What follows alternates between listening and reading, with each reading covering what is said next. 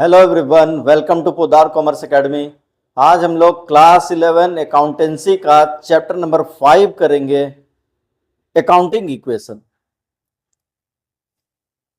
ठीक है, ये पूरा एक प्रैक्टिकल चैप्टर है, ठीक है, जिसमें हम लोग न्यूमेरिकल क्वेश्चन भी बनाएंगे। ठीक है, तो चलिए स्टार्ट करते हैं और देखते हैं अकाउंटिंग इक्वेशन का क्या कॉन्सेप्ट है। ठीक है, अकाउंटिंग इक्वेशन स्कूल के टाइम में क्लास 8, 9, 10 में आप लोग बहुत सारे इक्वेशन बना चुके होंगे। जैसे कि एक फॉर्मूला मैं आपको दिखाता हूं, a प्लस बी का whole square equals to a square plus 2ab plus B square. ऐसा हम लोग इक्वेशन पढ़ते थे। ठीक है, तो इसका मतलब क्या होता था? इसका मतलब वही होता था कि इस साइड का वैल्यू, टोटल वैल्यू, और इस साइड का टोटल वैल्यू हमेशा क्या होगा? इक्वल होगा। ठीक है, ये मैथ्स का इक्वेशन था और इसी के बेसिस पर अकाउंटिंग इक्वेशन बनाया गया है। अकाउंटिंग इक्वेशन है assets equals to capital plus liability, यानी कि एसेट का टोटल हमेशा कैपिटल प्लस लायबिलिटी के टोटल के बराबर होगा। ठीक है, यानी कि एसेट का टोटल सम और कैपिटल प्लस लायबिलिटी का टोटल सम हमेशा क्या होगा? इक्वल होगा। ठीक है, अब इसका क्या मतलब है मैं आपको बताता हूं। जैसे कि बिजनेस, कोई भी बिजनेस दो तरह के पैसों से चलता है। ठीक है, एक तो ओनर का खुद का कंट्रीब्यूशन बिजनेस में लगता है। ओनर जो अपना पैसा बिजनेस में लगाता है उसको हम लोग क्या बोलते हैं? कैपिटल बोलते हैं। एक तो अपना ओनर का अपना पैसा लगता है और एक आउटसाइडर से हम लोग लोन या उधार लेकर भी बिजनेस में लगाते हैं। तो आउटसाइडर से जो पैसा हम लोग लेते हैं वो हम लोगों को कभी ना कभी क्या करना पड़ता है? पे करना पड़ता है। तो जो भी अमाउंट कभी ना कभी किसी न किसी को हम लोग को पे करना है वो क्या होता है? लायबिलिटी होता है। ओनर का ओन कंट्रीब्यूशन कैपिटल होता है और आउटसाइडर्स का जो पैसा बिजनेस में लगता है वो लायबिलिटी होता है। ठीक है, अब जैसे कि मान लीजिए कि एक आदमी है जो अपना बिजनेस स्टार्ट करता है 5 लाख रुपया लगा के। ठीक है, 5 लाख रुपया वो बिजनेस में इन्वेस्ट कर देता है अपने घर से लाके, 5 लाख। ठीक, जब वो बजट बनाता है तब उसको लगता है कि 5 लाख से कुछ ज्यादा पैसा लगेगा। तो अब उसके घर में एक भी पैसा नहीं है, जितना पैसा था वो बिजनेस में इन्वेस्ट कर चुका है। 5 लाख रुपया उसके पास था, वो अपने घर से लाके बिजनेस में लगा चुका है। ठीक है, अब उसको लगता है कि 2 लाख रुपया और चाहिए। तो ये 2 लाख रुपया वो कहां से ले सकता है? तो ये 2 लाख रुपया वो कहां से लेके लगा देगा बिजनेस में? बैंक से लोन ले सकता है। तो बैंक से लोन लेके वो 2 लाख रुपया लगा देगा बिजनेस में। तो ऑन कंट्रीब्यूशन जो है वो कैपिटल कहलाएगा और बैंक से लोन लेके जो बिजनेस में लगाएंगे वो क्या कहलाएगा? लायबिलिटी कहलाएगा। ठीक है, आउटसाइडर का जो भी पैसा होता है वो उसको हम लोग क्या बोलते हैं? लायबिलिटी बोलते हैं। ठीक है, तो कैपिटल प्लस लायबिलिटी कितना हो गया? 7 लाख हो गया। तो अब इस 7 लाख से हम लोग क्या करेंगे? बिजनेस के लिए एसेट्स परचेस करेंगे। बिजनेस के लिए एसेट परचेस करेंगे का मतलब land, building, plant, machine, furniture, ये सब खरीदना स्टार्ट करेंगे। कुछ स्टॉक खरीदेंगे सेल करने के लिए, कुछ पैसा कैश रखेंगे, कुछ पैसा बैंक में डिपॉजिट कर देंगे। ठीक है, तो ये जो टोटल एसेट होगा वो 7 लाख के बराबर ही होगा, क्योंकि जितना पैसा हम लोग बिजनेस में इन्वेस्ट करेंगे एसेट उतना का ही होगा। कुछ पैसा अगर कैश बच भी जाता है तो वो कैश भी एसेट ही होता है। ठीक है, अब अकाउंटिंग इक्वेशन का रूल ये है कि इस साइड यानी एसेट साइड अगर कोई भी अमाउंट इंक्रीज होगा तो इस साइड का वैल्यू भी, यानी इस साइड यानी कैपिटल प्लस लायबिलिटी साइड का भी टोटल उतने ही अमाउंट से क्या होगा? इंक्रीज होगा। एसेट साइड में कोई अमाउंट डिक्रीज होगा तो कैपिटल प्लस लायबिलिटी साइड में भी उतना ही अमाउंट डिक्रीज होगा। या फिर थर्ड नियम, एसेट साइड का ही कोई आइटम इंक्रीज होगा, कोई आइटम डिक्रीज होगा, यानी कोई आइटम बढ़ेगा, कोई आइटम घटेगा, लेकिन बोथ साइड का टोटल क्या होगा? इक्वल होगा।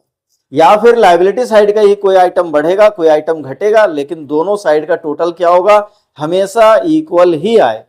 ठीक, अब मान लीजिए कि आप कॉमर्स नए नए पढ़ रहे हैं, अब आपको लायबिलिटी का मतलब समझ में नहीं आ रहा होगा, या फिर आपको लग रहा होगा लायबिलिटी में कौन कौन से नाम आते हैं, या फिर आपको लग रहा होगा कि एसेट्स में कौन कौन से नाम आते हैं। यानी या फिर आप ऐसे बोलिए कि एसेट्स किसको किसको एसेट बोलते हैं, किसको किसको लायबिलिटी बोलते हैं, या एसेट कितने टाइप का होता है, लायबिलिटी कितने टाइप का होता है। तो इसको समझने के लिए सबसे अच्छा तरीका है कि हम लोग क्या करेंगे, एसेट और लायबिलिटी सबको एक जगह लिखेंगे, और एक जगह जब एसेट और लायबिलिटी को लिखा जाता है तो उसको क्या बोलते हैं हम लोग, बैलेंस शीट बोलते हैं। तो इस बैलेंस शीट का आपको डबल फायदा ये होगा कि एक तो इस चैप्टर के अंदर कई बार आपको बैलेंस शीट बनाने के लिए भी बोलेगा, ठीक है। तो बैलेंस शीट यानी पहले बोलेगा अकाउंटिंग इक्वेशन प्रिपेयर करने के लिए, वो हम लोग बना लेंगे, उसके बाद बैलेंस शीट प्रिपेयर करने बोलेगा। तो बैलेंस शीट प्रिपेयर करने बोलेगा तो बैलेंस शीट का ये फॉर्मेट है, बैलेंस शीट को हमेशा हम लोग इसी फॉर्मेट में बनाएंगे, ठीक है। और दूसरा कि ये फायदा होगा कि आप एसेट्स में क्या क्या नाम है वो आप पहचान जाएंगे कि इसको एसेट बोलते हैं, इसको लायबिलिटी बोलते हैं, ठीक है। तो मैं आपको एक बार थोड़ा सा समझा देता हूं कि एसेट्स में क्या क्या आइटम है, ठीक है, और लायबिलिटी में क्या क्या आइटम है। देखिए सबसे फर्स्ट बैलेंस शीट में जो इस साइड का पोर्शन होता है उसको लायबिलिटी साइड बोलते हैं, इस साइड के पोर्शन को हम लोग एसेट साइड बोलते हैं। तो ये आपके लिए लाइफ टाइम, अब आपका ये बैलेंस शीट याद कर लेना, ये आपके पूरे लाइफ अब आपके साथ चलेगा ये बैलेंस शीट, ठीक है। क्योंकि जब हम लोग इसी अकाउंटेंसी के लास्ट में पहुंचेंगे, मतलब क्लास 11 अकाउंटेंसी के लास्ट में जब फाइनेंशियल स्टेटमेंट चैप्टर पढ़ेंगे तो वहां पर हम लोग फिर से एक बार बैलेंस शीट को पढ़ेंगे, ठीक है। तो अभी एक बार ब्रीफ में मैं आपको समझा देता हूं कि बैलेंस शीट क्या होता है। बैलेंस शीट में सबसे पहले हम लोग लायबिलिटी साइड में कैपिटल को लिखते हैं। तो कैपिटल भी लायबिलिटी ही होता है। दो टाइप की लायबिलिटी होती है, एक इंटरनल लायबिलिटी और एक एक्सटर्नल लायबिलिटी। तो कैपिटल जो है वो बिजनेस के लिए इंटरनल लायबिलिटी, यानी ऑनर का जो कंट्रीब्यूशन होता है बिजनेस में उसको इंटरनल लायबिलिटी बोलते हैं, और आउटसाइडर का जो कंट्रीब्यूशन होता है बिजनेस में उसको हम लोग एक्सटर्नल लायबिलिटी बोलते हैं। तो ये कैपिटल भी एक लायबिलिटी है जिसको हम लोग लायबिलिटी साइड में लिखेंगे, और उसके बाद आउटसाइडर्स के लिए जो लायबिलिटी है वो लिखेंगे, यानी कि बैंक लोन, बैंक से जो पैसा हम लोग उधार या लोन लेंगे वो लायबिलिटी है। कोई मेरा सप्लायर है जिससे हम लोग उधार में गुड्स खरीदेंगे बिजनेस स्टार्ट होने के बाद, वो मेरा लायबिलिटी है। क्रेडिटर से अगर हम लोग एक डॉक्यूमेंट में साइन करके लिख के उधार लेते हैं तो वो बिल्स पेबल कहलाता है। आउटस्टैंडिंग एक्सपेंसेस जैसे कि स्टाफ की सैलरी बाकी है, लैंडलॉर्ड का रेंट बाकी है, इलेक्ट्रिसिटी का बिल देना बाकी है, ठीक है, तो वो इन सब खर्चों को हम लोग आउटस्टैंडिंग एक्सपेंसेस बोलते हैं। और एडवांस इनकम, यानी कोई काम बिना किए जब हम लोग एडवांस में कोई पैसा किसी से ले लेते हैं तो वो भी एक लायबिलिटी की तरह ट्रीट किया जाता है, वो भी एक लायबिलिटी होता है। इसके बाद एसेट, बहुत आसान है एसेट को समझना, ठीक है। एसेट का मतलब प्रॉपर्टी होता है, संपत्ति, ठीक है। यानी कि आपके घर में भी बहुत सारी संपत्ति होगी और एसेट या प्रॉपर्टी होगी। देखिए आप पहचानिए क्या क्या आपके पास, land, building, plant, machinery, furniture, stock, यानी जिस चीज को हम लोग बिजनेस के अंदर रीसेल के लिए लाते हैं, है ना, उसका जो बैलेंस बच जाता है उसको क्या बोलते हैं, स्टॉक बोलते हैं। डेटर्स, बिल रिसीवेबल, ठीक है, डेटर्स उसको बोलते हैं जिसको हम लोग गुड्स उधार में बेचते हैं, और जिससे उधार में खरीद के लाते हैं उसको क्रेडिटर बोलते हैं। बिल रिसीवेबल, जब किसी को हम लोग सामान उधार में बेचते हैं और उससे कोई डॉक्यूमेंट साइन करवा के रख लेते हैं उसको क्या बोलते हैं, बिल रिसीवेबल बोलते हैं। Cash at bank, bank balance को कैश एट बैंक बोलते हैं। जो पैसा अपने पास ऑफिस में है उसको कैश इन हैंड बोलते हैं। प्रीपेड एक्सपेंसेस, कोई भी एक्सपेंसेस जो आप एडवांस में पेमेंट कर देते हैं जिसका बेनिफिट आपको फ्यूचर में लेना है उसको हम लोग एसेट की तरह मानते हैं। प्रीपेड एक्सपेंसेस हमारा एसेट होता है। एक्रूड इनकम, यानी कि अर्न बट नॉट रिसीव्ड, कोई इनकम जो आपने अर्न कर लिया है लेकिन उसका पैसा आपको नहीं मिला है, फ्यूचर में लेना है, वो भी एसेट होता है। यानी कोई भी चीज जिसका बेनिफिट फ्यूचर में लेना है वो आपके लिए क्या है, एसेट है। अगर आप इन सब वर्ड्स का मीनिंग बहुत डिटेल में समझना चाहते हैं तो 5 वीडियो आपको प्लेलिस्ट में मिल जाएगी बेसिक अकाउंटिंग टर्म्स की, है ना। Chapter number 2 accountancy, chapter number 2 basic accounting terms, playlist में जाइए, आपको सारे वीडियोस मिल जाएंगे। एक एक वर्ड का मतलब आपको बहुत अच्छे तरीके से समझाया हुआ है, आप उस वीडियो को जरूर देखिएगा, ठीक है। तो ये तो बैलेंस शीट हमारा हो गया। इस बैलेंस शीट को देखने से पता चल गया आपको कि एसेट इसको बोलते हैं और लायबिलिटीज इनको बोलते हैं, ठीक है। अब हम लोग क्या करेंगे, एक क्वेश्चन, एक practical question TS Grewal book का बनाएंगे, ठीक है, जिससे कि आपको समझ में आ जाएगा कि अकाउंटिंग इक्वेशन के क्वेश्चन को कैसे बनाया जाता है, ठीक है। आप किसी भी बुक से पढ़ते होंगे, कोई फर्क नहीं पड़ता है, आप किसी भी क्वेश्चन को देखिए और उसको समझने की कोशिश करिए, ठीक है। उसके बाद आप किसी भी बुक से कोई भी क्वेश्चन बनाएंगे तो वो बहुत आसानी से समझ में आएगा, बस कॉन्सेप्ट क्लियर होना चाहिए। चलिए हम लोग एक क्वेश्चन बनाते हैं। ये है हमारा क्वेश्चन, इसको अब हम लोग बनाएंगे अकाउंटिंग इक्वेशन के फॉर्मेट में। ठीक, इस क्वेश्चन को बनाने से पहले आप क्या करिए, अपनी कॉपी में एक फॉर्मेट बना लीजिए। ये अकाउंटिंग इक्वेशन का हमारा फॉर्मेट है, ये हमेशा फिक्स रहेगा।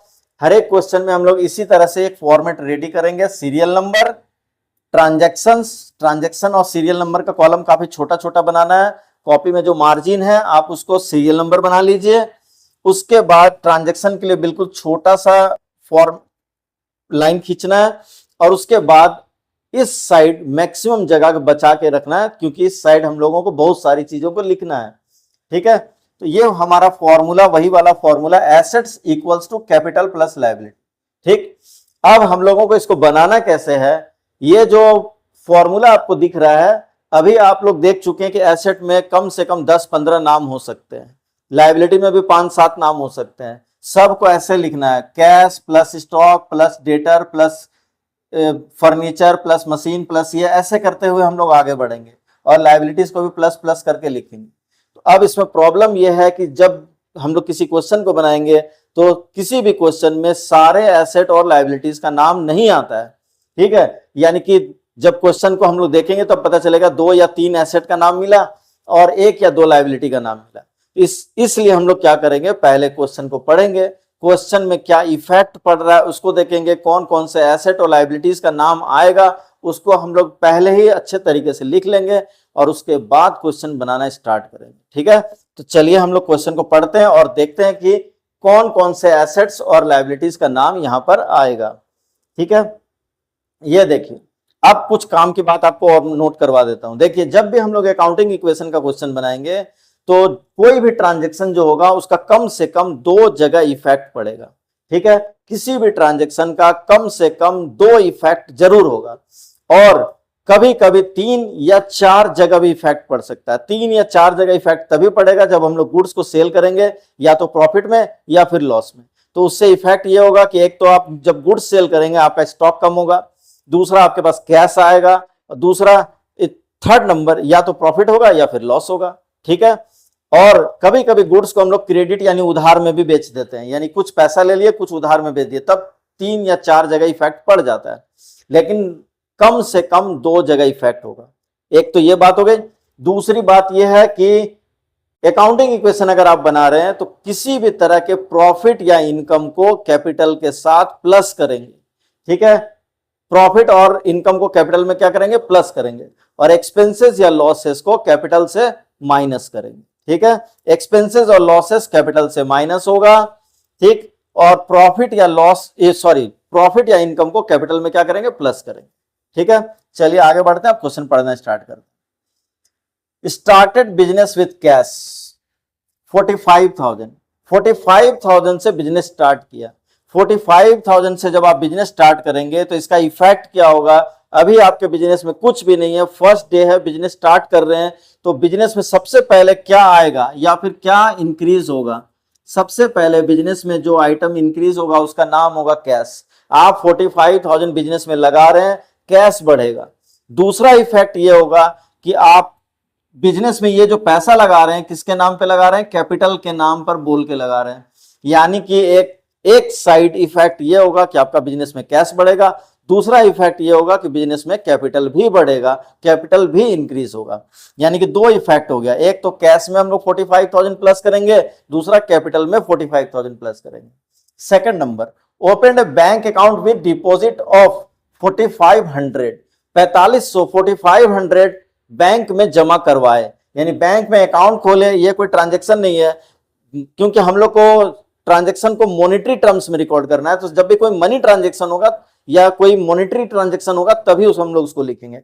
तो बैंक में अकाउंट खोलना कोई ट्रांजेक्शन नहीं है, हाँ पैसा जमा कराना एक ट्रांजेक्शन है। 4500 बैंक में जमा करवाएंगे तो क्या होगा, कैश हमारा घटेगा, इसमें से 4500 माइनस करेंगे और एक नया एसेट बढ़ जाएगा बिजनेस में जिसका नाम है क्या, बैंक। कैश में से माइनस होगा, बैंक में प्लस होगा। Third number, bought goods from Messrs Son and company for ₹11,200। अब यहां पर ध्यान दीजिए आप, सन एंड कंपनी से गुड्स हम लोग खरीद रहे हैं, लेकिन फॉर कैश नहीं लिखा हुआ है। जब भी किसी फर्म का, कंपनी का या पर्सन का नाम गिवन रहता है और ट्रांजैक्शन में फॉर कैश नहीं लिखा रहता है, तो यही माना जाता है कि ट्रांजैक्शन क्रेडिट ट्रांजैक्शन है। यानी कि हम लोग जो गुड्स परचेज कर रहे हैं यहां पर, ये क्रेडिट परचेज है, ठीक है, क्योंकि यहां पर फॉर कैश मेंशन नहीं किया हुआ है। 11,200 का गुड्स हम लोग उधार में मेसर सन एंड कंपनी से परचेज कर रहे हैं, ठीक है।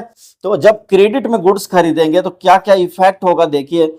सबसे पहले आपका स्टॉक बढ़ जाएगा बिजनेस में, क्योंकि गुड्स खरीदेंगे तो क्या होगा, स्टॉक बढ़ेगा, गुड्स को स्टॉक बोलते हैं। और उधार ले रहे हैं आप, किसी से उधार लेंगे तो आपका क्या इंक्रीज होगा, क्रेडिटर, यानी कि लायबिलिटी बढ़ेगा, ठीक है। जिससे उधार में गुड्स खरीद के लाते हैं उसको क्या बोलते हैं, क्रेडिटर बोलते हैं, ठीक है। अब सारा क्वेश्चन हम लोग पढ़ चुके हैं। अब आपको पता चल चुका है कि कहां कहां पर क्या इफेक्ट पड़ने वाला है, और आपको यह भी पता चल चुका है कि एसेट साइड में 3 ही नाम होंगे इस क्वेश्चन में, और लायबिलिटी साइड में कितने नाम होंगे, बस 2, कैश, बैंक, स्टॉक, और ये आपका कैपिटल और क्रेडिटर। तो चलिए हम लोग इसको फॉर्मेट में सजा लेते हैं। कैश प्लस बैंक प्लस क्या, स्टॉक, 3 नाम हो गए, इक्वल्स टू कैपिटल तो सिंगल है, और लायबिलिटी के नाम पर बस एक ही आइटम है हमारे पास, क्रेडिटर। ये हमारा एक सुंदर सा फॉर्मेट रेडी है। अब हम लोग क्वेश्चन को बनाना स्टार्ट करेंगे, ठीक। First, started business. यहां पर जो हम लोग ट्रांजेक्शन लिखेंगे काफी छोटा करके लिखेंगे, क्योंकि ट्रांजेक्शन के लिए ज्यादा जगह नहीं रहेगा। स्टार्टेड बिजनेस, 45,000 से बिजनेस स्टार्ट किया, ठीक है। 45,000 रुपीज से हम लोग बिजनेस स्टार्ट कर रहे हैं। 45,000 का इफेक्ट क्या होगा, इफेक्ट ये होगा कि हमारा कैश 45,000 से बढ़ जाएगा। बैंक का बैलेंस अभी कुछ है नहीं, बैंक के सामने 0 लिखेंगे।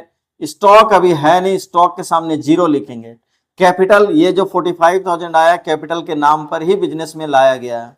और क्रेडिटर अभी है नहीं, क्रेडिटर के सामने 0 लिखेंगे। ये हमारा एक ट्रांजेक्शन कंप्लीट हो चुका है। अब हम लोग क्या करेंगे, नेक्स्ट ट्रांजेक्शन को देखेंगे। नेक्स्ट ट्रांजेक्शन क्या था, देखिए।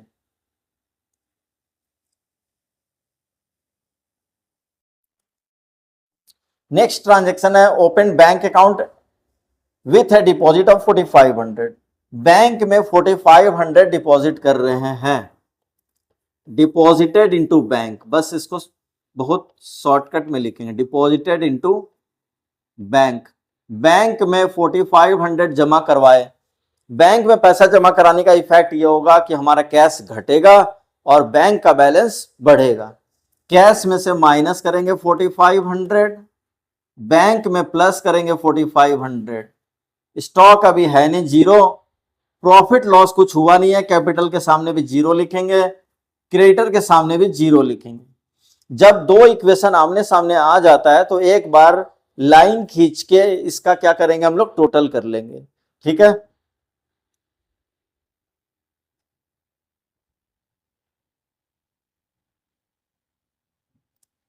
और ये जो आएगा इसका नाम पड़ेगा न्यू इक्वेशन। न्यू इक्वेशन हम लोग निकाल लेंगे। 45,000 में 4,500 आप माइनस करिए तो आएगा 40,500। 0 प्लस 4,500 4,500 होगा, 0 0 0 हो जाएगा। ये 45,000, 45,000 कैपिटल हो गया, और क्रेडिटर अभी 0 है।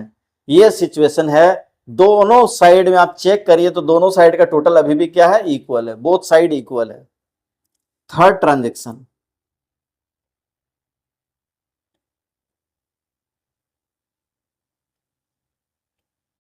Third number, bought goods. Goods खरीदे हम लोग 11,200 रुपए का गुड्स खरीदे थे। अभी आप क्वेश्चन में देख लीजिए, 11,200 रुपए का गुड्स हम लोग परचेस किए थे। किससे, सन एंड कंपनी से, उधार में। तो सन एंड कंपनी हमारे लिए क्या है, क्रेडिटर है। तो सन एंड कंपनी का उधार हमारे ऊपर बढ़ेगा, यानी हमारा क्रेडिटर बढ़ जाएगा 11,200, और स्टॉक भी बढ़ जाएगा 11,200 रुपया, ठीक है। तो इसका इफेक्ट क्या होगा, देखिए। बॉट गुड्स, कैश में तो कुछ होगा नहीं, पैसा तो लेना देना हुआ नहीं है, 0। बैंक के सामने भी क्या लिखेंगे, 0 लिखेंगे। स्टॉक हमारा बढ़ जाएगा 11,200, ठीक है। प्रॉफिट लॉस कुछ हुआ नहीं है, कैपिटल के सामने 0, और क्रेडिटर बढ़ जाएगा 11,200 रुपए से। एक बार फिर से हम लोग इसका लाइन खींच के क्या करेंगे, न्यू इक्वेशन निकाल लेंगे। न्यू इक्वेशन हम लोग निकाल लेंगे। देखिए 40,500 प्लस 0 कितना होगा, 40,500। 4,500 इसका टोटल आएगा 11,200 रुपया, कैपिटल का 45,000 और इसका 11,200 रुपया। आप चेक कर लीजिए, बोथ साइड का टोटल इक्वल ही आ रहा है, दोनों साइड का टोटल इक्वल आ रहा है। कितना भी ट्रांजेक्शन हम लोग कर लेंगे, दोनों साइड का टोटल हमेशा क्या होगा, इक्वल होगा। ठीक है, आप लोग इसको नोट करिए। ठीक है, और आज ये हमारा फर्स्ट क्वेश्चन है, और अब इसके बाद लगातार हम लोग एक एक प्रैक्टिकल क्वेश्चन सॉल्व करेंगे। ठीक है, तो मिलते हैं नेक्स्ट क्लास में नए नए कुछ और क्वेश्चन के साथ। और हमारा जस्ट कुछ 1-2 दिन के अंदर अंदर बिजनेस स्टडीज के भी वीडियोस आपको चैनल पे मिलने लग जाएंगे। ठीक है, नेक्स्ट क्लास में मिलते हैं। Thank you very much.